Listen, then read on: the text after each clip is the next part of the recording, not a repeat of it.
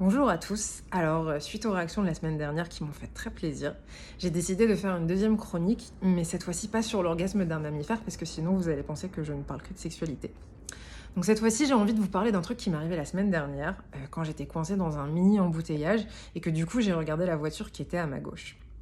Dans cette voiture, j'ai vu, côté passager, une meuf qui était en train de s'épiler la moustache avec une pince à épiler, alors que son mec était assis juste à côté, à la place du conducteur.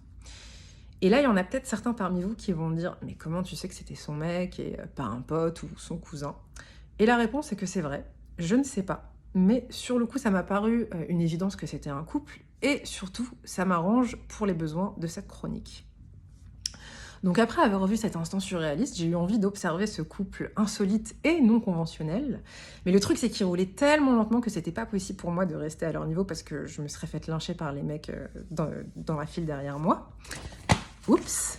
Et du coup, je me suis même demandé si le gars allait à cette vitesse pour que la meuf puisse continuer à s'épiler alors qu'il roule, ce qui aurait été une preuve de son affection et de son soutien indéfectible pour sa meuf dans les tâches pénibles qu'elle doit effectuer de par sa condition de femme.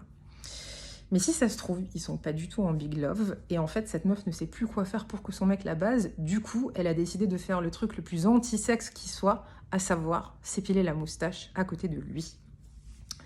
Et en me remettant à rouler à une vitesse plus normale, je me suis demandé pourquoi les poils provoquaient tellement d'émotions chez nous, alors qu'on est dans une époque où la non-binarité est de plus en plus acceptée et où chacun décide quels sont les attributs féminins ou masculins qu'il souhaite garder ou adopter. Il y a plusieurs mois, j'ai vu l'interview d'une nana qui avait créé une marque de fringues, et comme elle est aussi un peu mannequin, elle a fait la campagne de lancement. Or, il s'avère que c'est une meuf qui se laisse pousser les poils sous les aisselles, donc sur les photos, on pouvait voir qu'elle arborait fièrement la petite touffe qu'elle a sous les bras. Et elle a raconté qu'il y a des gens que ça a grave vénère et qui l'ont défoncée dans les talkbacks, essentiellement des meufs d'ailleurs. Et là, pour le coup, j'ai du mal à comprendre les meufs hétéros que ça dérange, parce qu'une meuf qui se laisse pousser les poils sous les aisselles, ça fait moins de compète, donc c'est tout bénef pour nous, en fait, moi je suis plutôt contente. Mais trêve de plaisanterie. Je pense que ça touche autant les gens parce que l'absence de poils est un symbole de la féminité, et quand on touche à ce symbole, ça veut dire qu'on touche aussi au rapport entre l'homme et la femme, et donc on touche à l'ordre établi. Moi, ma position par rapport à la pilosité, c'est la position traditionnelle, à savoir que j'ai pas envie d'avoir de poils sur mes jambes ou sous mes aisselles. C'est vrai que j'ai grandi dans une société où on ne questionnait pas ça, et que aujourd'hui j'ai la possibilité de dire fuck off et de devenir un yeti si j'ai envie, mais j'en ai pas envie. Et ça fait pas de moi une meuf qui subit le patriarcat sans m'en rendre compte. Au contraire, je sais que j'ai le choix et je fais mon choix en pleine conscience. Et je pense que c'est un peu comme la religion, dans le sens où on grandit dans une maison où nos parents vont nous inculquer des croyances. Et quand on grandit et qu'on devient un adulte, on peut choisir ce qu'on garde et ce dont on se sépare. D'ailleurs, l'athéisme, c'est aussi une croyance au final. Mais si on en revient aux poils et par extension aux cheveux, s'il y a un truc qui me dérange, c'est la chasse aux cheveux blancs. Ça fait environ 2 ans que j'ai commencé à avoir des cheveux blancs, et là je suis au stade où ils sont bien nombreux et bien visibles.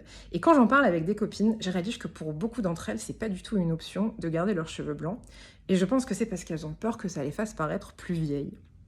Et moi, ça me casse les ovaires. Parce que j'ai pas envie d'aller tous les mois me faire des teintures chez mon coiffeur à cause de ça. Même si j'adore mon coiffeur. D'ailleurs, Vincent, si tu me regardes, je te fais un bisou. Et j'ai pas envie de me faire des teintures parce que derrière la teinture, le message c'est essaye de garder la même gueule que quand t'étais plus jeune. Et j'aime pas ce message parce que c'est un message de non-acceptation de soi, de non-acceptation du temps qui passe. Et je pense que se battre contre le temps, c'est un combat perdu d'avance qui crée beaucoup de frustration. D'autant plus que c'est pas le message qu'on envoie au mec. Georges Clooney a plein de cheveux blancs et gris, et le mec est le summum du sex appeal. À ma connaissance, personne ne lui a suggéré un jour de se teindre les cheveux. Alors pourquoi nous, les meufs, on pourrait pas faire pareil? Je pense que la vraie libération, c'est foutre la paix à ses cheveux et se foutre la paix soi-même. D'ailleurs, ça me rappelle qu'il y a environ 10 ans, j'étais dans le bus pour aller au travail, et en plein trajet, la nana qui était à côté de moi a sorti une pince à épiler pour se retirer les poils du menton. Les poils du menton dans le bus. Alors, est-ce que j'ai un don pour me retrouver à proximité des meufs qui aiment s'épiler le bas du visage en public? Ou est-ce que les meufs israéliennes s'en foutent plus de ce que pensent les gens que les françaises? Probablement les deux. Mais du coup, Même si on n'est pas obligé d'en arriver à l'épilation en public, je pense qu'on a beaucoup à apprendre de l'assumance totale de ces femmes pour être fièrement nous-mêmes et faire sans sourciller les trucs qui nous chantent.